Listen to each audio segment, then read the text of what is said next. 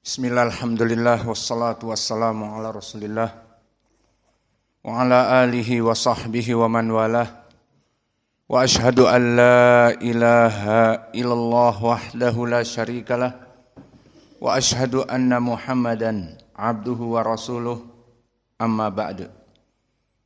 Alhamdulillah, pada kesempatan hari ini ba'dal asr, hari Rabu tanggal 3 dari bulan Juli, bertepatan dengan hari ke-27 dari bulan Dzulhijjah 1445 Hijriah.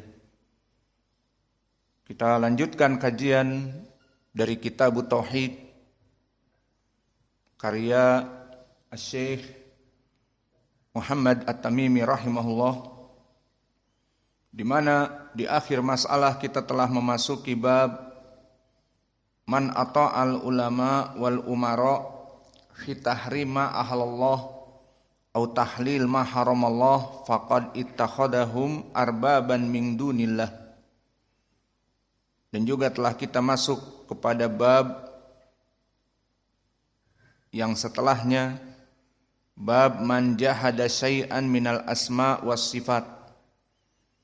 Kemudian kita sekarang masuk kepada subbab yang tidak diberikan judul oleh penulis. Maka setelah membahas tentang bab man ata'al ulama wal umara fi tahrima ahalallah au tahlil ma haramallah faqad ittakhadahum arbaban min dunillah. Setelah Syekh menyebutkan bab yang ke-38, barang siapa yang mentaati ulama atau pemimpin dalam mengharamkan apa yang dihalalkan oleh Allah atau menghalalkan apa yang diharamkan oleh Allah, maka mereka telah mengambil para ulama dan umara ini arbaban, tandingan-tandingan selain Allah. Langsung masuk kepada bab qaulillahi ta'ala, maka langsung masuk penulis kepada bab ucapan Allah di dalam surat An-Nisa. Alam tara ilal ladina yaz'umuna annahum amanu bima unzila ilaika wa ma unzila min qablika yuriduna an yatahakamu ila tagut wa qad umiru an yakfuru bih wa yuridu syaitanu an yudillahum dalalan ba'ida. Dan ayat yang kedua, wa idza qila lahum la tufsidu fil ardi qalu innama nahnu muslihun. Dan ayat yang ketiga, wa la tufsidu fil ardi ba'da islahiha wad'uhu khaufan wa tama'an inna rahmatallah qaribun minal muhsinin.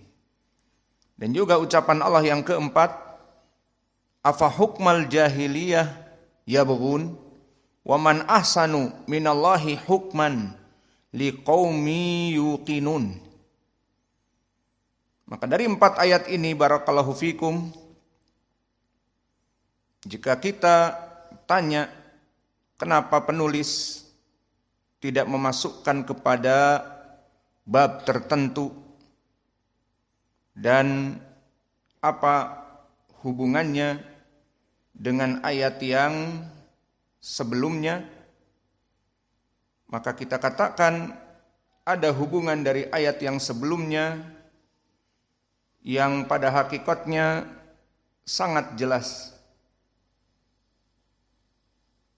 Di mana di ayat yang sebelumnya disebutkan tentang mengambil hukum dari para ulama dan umara yang menyelisihi Allah dan Rasulnya, maka dikatakan dengan telah mengambil anda dan min dunillah. Maka silah qawiyah bab ini dengan yang sebelumnya, karena bab yang sebelumnya tadi adalah mengambil hukum dari umara dan ulama tentang pentahlilan dan pengharaman, maka di sini juga tentang bermasalahan mengambil hukum kepada at-taghut. Maka di dalam ayat ini terdapat larangan dan pengingkaran bagi mereka orang-orang yang mengambil hukum kepada selain Allah dan selain Rasul-Nya. Maka dari sini wajah pendalilan dari bab ini dengan bab yang sebelumnya. Maka maknanya, maka tidaklah engkau wahai Muhammad memperhatikan bahwa orang-orang yang mereka mengaku telah beriman kepada apa yang diturunkan kepadamu, yakni Al-Quran, dan kepada apa yang diturunkan kepada kitab-kitab sebelummu dari At-Taurat wal Injil, namun mereka masih menginginkan ketetapan hukum kepada taghut. Maka ini yang menjadi pendalilan, yuriduna an yatahakamu ila taghut. Namun mereka masih menginginkan mengambil ketetapan hukum kepada taghut, padahal mengaku beriman. Padahal mereka telah diperintahkan untuk mengingkari taghut. Wa qad umiru an yakfuru bihi, domirha kembali kepada taghut. Maka mereka setelah masuk Islam diperintahkan untuk kufur kepada taghut. Dan ini asal dari risalah para anbiya untuk menjauhkan manusia dari taghut dan menyembah hanya kepada Allah yang esa. Walaqad ba'atsna fi kulli ummatin rasulan an i'budullah wajtanibut taghut. Bahwa para rasul diutus anytime, anywhere, dimanapun mereka, kapanpun mereka, sama dakwahnya. An i'budullah, sembahlah Allah yang esa. Wajtanibut taghut, dan jauhi taghut. Maka mereka diperintahkan untuk menjauhi taghut.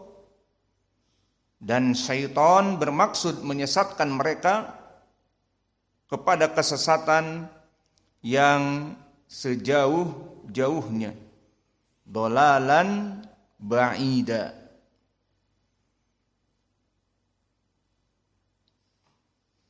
Maka ini dari permasalahan ayat yang pertama.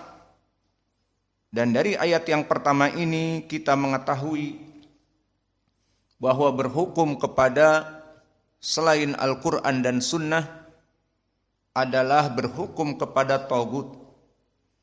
Dan di dalam ayat ini diingkari bagaimana mereka yang mengaku beriman tetapi yuriduna an yatahakamu ila taghut, menginginkan untuk berhukum kepada taghut. Wa qad umiru an yakfuru bihi, dan di saat mereka masuk Islam diperintahkan untuk ani'budullah wajtanibut taghut. Maka di sini wajah pendalilan bahwa bab yang diinginkan oleh penulis di sini membahas tentang permasalahan mereka orang-orang yang ingin mengambil hukum kepada taghut, kepada selain dari Al-Quran dan Sunnah. Dan begitu pun beristidlal dengan ayat yang kedua, wa idza qila lahum la tufsidu fil ardi qalu innama nahnu muslihun. Maka sifat mereka di dalam surat An-Nisa bagi mereka orang-orang yang yaz'umun annahum amanu bima unzila ilaika wa ma unzila min qablik, mereka mengaku beriman tetapi mereka berhukum dengan taghut, maka seperti orang-orang munafik.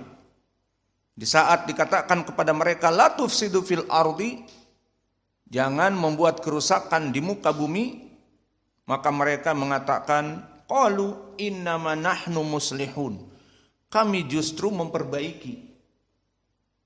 bukan merusak di muka bumi ini. Menunjukkan bahwa mereka dalam keadaan kebingungan, tidak mengetahui mana yang hak dan yang batil, seperti di ayat tadi, yaz'umun annahum amanu bima unzila ilaika wa ma unzila min qablik, namun yuriduna an yatahakamu ila tagut wa qad umiru an yakfuru bihi. Maka sifatnya sama seperti ayat yang kedua, bahwa justru mereka melihat kebaikan, bagi mereka justru kerusakan. Sehingga di saat dikatakan la tufsidu fil ard qalu innama nahnu muslihun. Dan ayat yang kedua menegaskan ayat yang ketiga menegaskan ayat yang kedua, wala tufsidu fil ardi ba'da islahiha wad'uhu khaufa wa tama'a. Maka wala tufsidu fil ardi ba'da islahiha. Janganlah kalian berbuat kerusakan di muka bumi setelah kalian memperbaikinya. Setelah mereka beriman, seperti di ayat An-Nisa tadi yang kita ulang-ulang kita artikan, mereka menyangka bahwa mereka beriman kepada Nabi Muhammad dan apa-apa yang diturunkan sebelum Nabi Muhammad, namun mereka menginginkan hukum kepada tagut, padahal telah diperintah untuk menjauhi tagut. Maka dua ayat, yang kedua dan yang ketiga, menjelaskan kepada mereka bahwa mereka dalam keadaan yang salah. Wala tufsidu fil ardi ba'da islahiha. Setelah mereka masuk kepada Islam dan mereka melaksanakan kebaikan dengan beribadah kepada Allah, maka jangan kalian merusaknya kembali. Dan ayat yang keempat lebih jelas. Afa hukmal jahiliyati yabghun. Maka kalian tidaklah kecuali menginginkan hukum jahiliyah. Dan makna hukum al-jahiliyah, hukum yang tidak berlandaskan kepada Al-Quran dan Sunnah. Dan yabghun maknanya turidun au yuridun. Maka di sini kita mendengar dari ucapan orang-orang Yaman Selatan, kal hadarim wal adan, tabghun esbegait madad turidun. Apa yang kamu inginkan? Bagoita. Maka bago bimakna aroda, atau menginginkan. Maka di sini yabghun, maka tidaklah mereka menginginkan kecuali yabghun maknanya menginginkan hukum jahiliyah. Maka bagha yabghun ma bagait mada turid mada bagoita hada minal Qur'an yabghun. Wa kadzalika fi qoulihi ta'ala mada anil Islam. Permasalahan tidak boleh mengambil agama An-Nasara dan yang lainnya kecuali Islam. Apa? Atau ayat yang lain, ibtigha al-fitnah, menginginkan fitnah. Maka ibtigha dari bagha.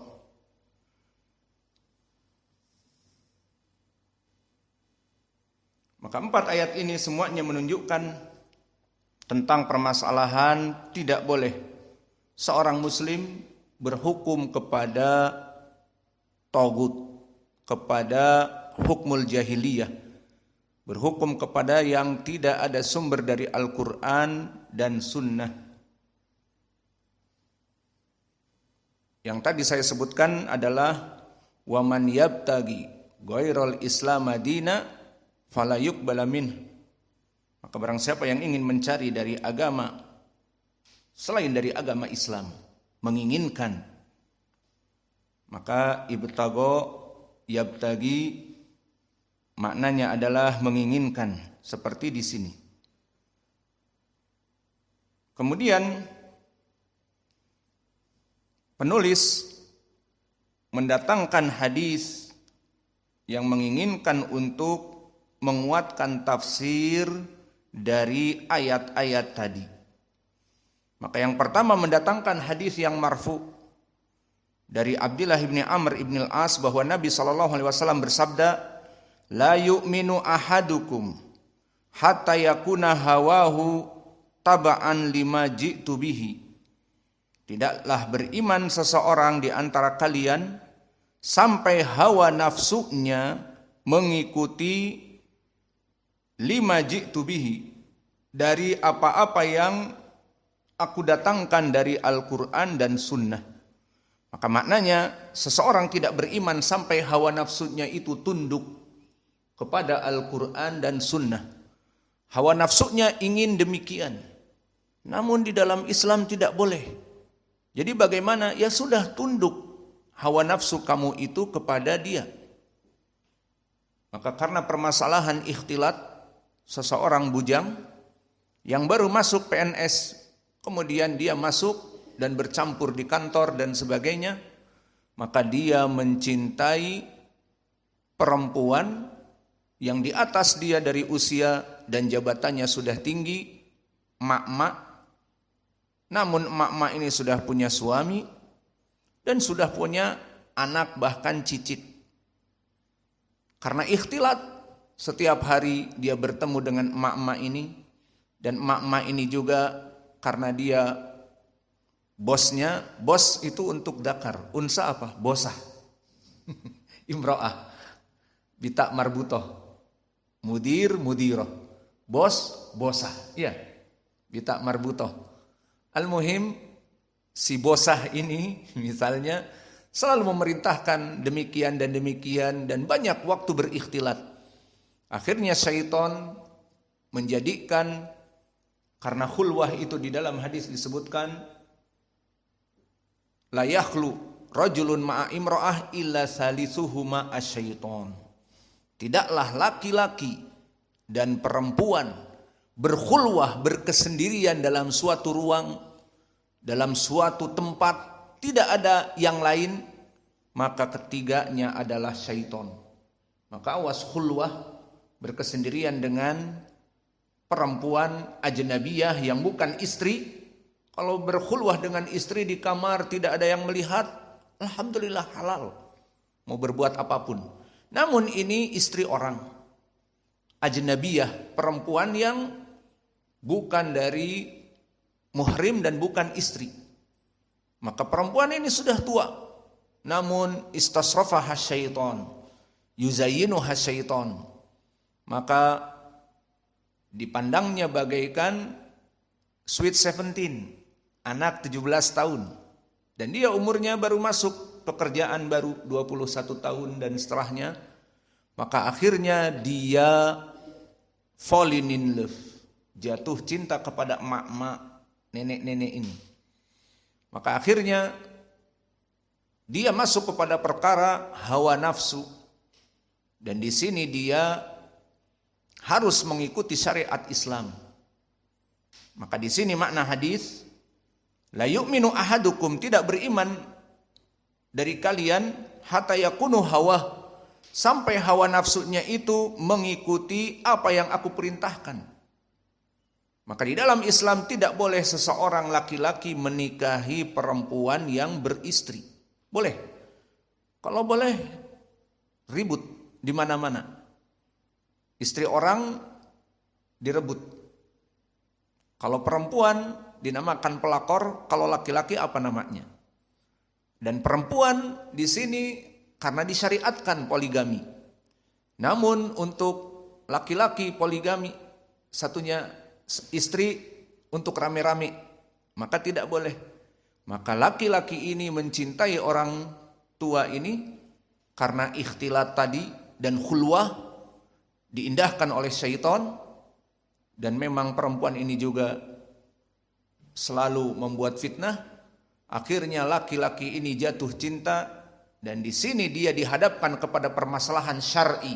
Di dalam Islam tidak boleh. Lalu bagaimana? La yu'minu ahadukum hatta yakuna hawahu tab'an lima ji'tu bihi. Maka tidaklah dia beriman kecuali dia mengikuti dari hawa nafsunya itu, mengikuti syar'i, sehingga dia sadari bahwa itu tidak boleh, ya sudah, berarti haram, ya iya, ya sudah, ditinggalkan. Disitulah yang diinginkan. Lalu apa hubungannya hadis ini dengan permasalahan tadi mengikuti tagut? Maksudnya hatinya itu tunduk kepada syariat-syariat yang dibuat oleh Allah dan Rasulnya, tidak tunduk kepada tagut. Maka adapun jika dia hidup di negeri orang kafir atau dia dalam keadaan kafir, maka tidak peduli dengan permasalahan ini. Mereka melaksanakan perzinaan di mana-mana, tidak ada aturan. Mereka mengikuti hukum tagut. Namun di Islam dilarang, tidak boleh. Maka hadis inilah wajah pendalilannya, ini contoh. Maka wajah pendalilannya tidak beriman seseorang sampai dia itu menundukkan hawa nafsunya kepada Al-Quran dan Sunnah dan menjauhi tagut. Maka Imam An-Nawawi mengatakan hadithun sahih, dan disebutkan hadis ini di Arba'in An-Nawawiyah. Maka hadis ini barakallahu fikum dikeluarkan sanadnya oleh Ibnu Abi Asim di kitabnya As-Sunnah,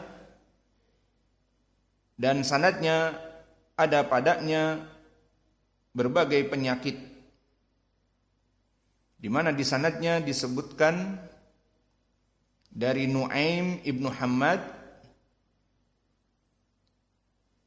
dari Uqbah ibni Uwais, dari Abdillah ibni Amr ibni al-As.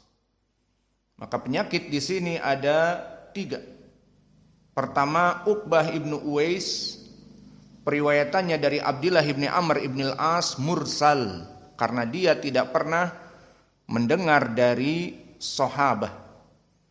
Dan yang kedua, Nu'aim ibnu Hammad, dan dia al-Khuzai, dhaif,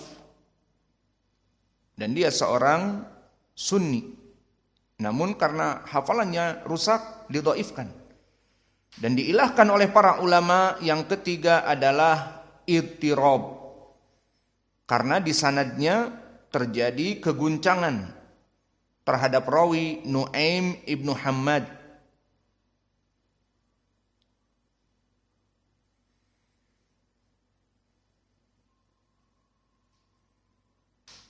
Maka oleh sebab itu Ibnu Rajab telah mengatakan tashihu hadal hadis ba'idun jiddan. Yang mensahihkan hadis ini maka sangat jauh. Istidrak kepada Imam An-Nawawi. Maka hadis ini sangat baik dan maknanya baik, namun dari segi sanad dhaif, itu saja. Tapi maknanya benar. Kemudian untuk menguatkan juga dari dalil-dalil di atas, penulis memasukkan kepadanya athar, yang mana athar ini dikeluarkan oleh Abu Ja'far Ibnu Jarir di dalam tafsirnya, seperti antum lihat di dalam matan. Qala Sya'biyu, berkata Asy-Sya'bi, menceritakan tentang seseorang munafik dan seseorang dari Yahud, yang keduanya berseteru. Maka berkata Al-Yahudi, kita berhukum semuanya kepada Muhammad, karena diketahui dia itu tidak mengambil riswah, maknanya tidak mengambil uang di saat menghukumi manusia. Ini ajakan Yahudi. Wa qala al-munafiqu natahakamu ilal yahud li ilmihi annahum ya'khuduna ar-riswah wa yamiluna fil hukum fattafaqa ala annahuma ya'tiyan kahinan fi Juhainah. Maka tidak terjadi kesepakatan orang Yahudi ingin berhukum kepada Muhammad, Nabi kita dan orang munafik ingin berhukum kepada Yahudi, dan orang Yahudi itu mengetahui orang-orang Yahudi sebangsa kami tukang mengambil riswah, bermain-main dengan hukum, tergantung uang yang banyak itulah yang benar.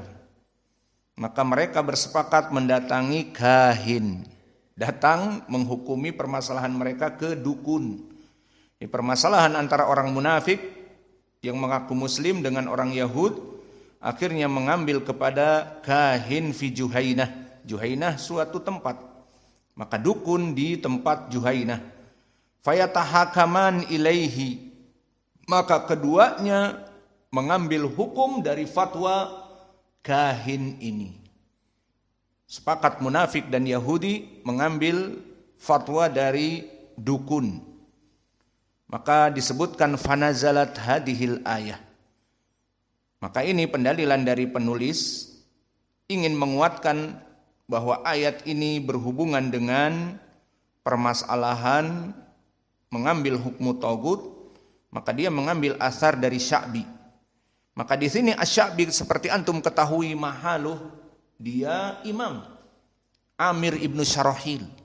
Namun lihat di sini kisahnya, bagaimana Sya'bi seakan-akan dia hidup bersama Nabi dan mengetahui bagaimana turunnya ayat yang turun kepada orang Yahudi dan orang munafik.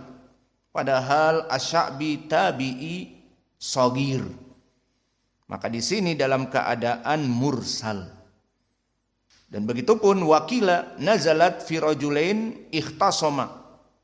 Faqala ahaduhuma natarafa'u ila nabi sallallahu alaihi wasallam wa qala al-akhar ila Ka'ab ibn al-Ashraf. Thumma ba'da dalika tarafa'a ila Umar ibn al-Khattab. Fadaqara lahu ahaduhuma al-qissah. Faqala lilladhi lam yarda bi Rasulillah sallallahu alaihi wasallam akadzalika qala na'am fadarabahu bisayf faqatalahu fanazalat hadhil ayah. Maka ini pun sama, hadis ini juga dikeluarkan oleh Ibnu Mardaweh yang dinukilkan oleh Ibnu Katsir di dalam tafsirnya dari jalan Abdullah ibn Lahiyah an Abil Aswad qala ikhtasama rajulan ila Rasulillah. Maka di sini bisa antum lihat bagaimana sanadnya. Pertama, Abdullah ibn Lahiyah dhaif.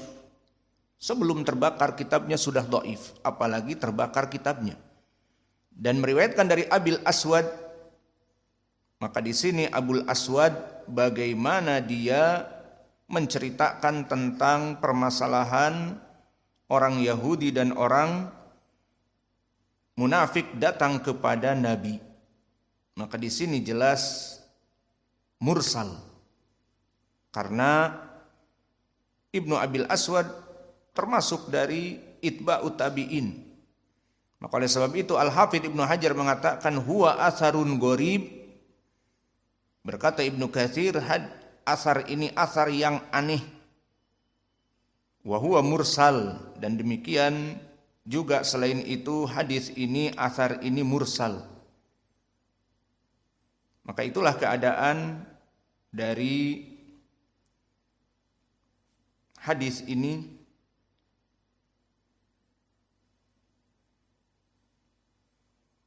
Maka dengan ini kita cukupkan pelajaran kita. Wa naktafi ila huna wa jazakumullahu khaira wa barakallahu fi ilmikum. Subhanakallah.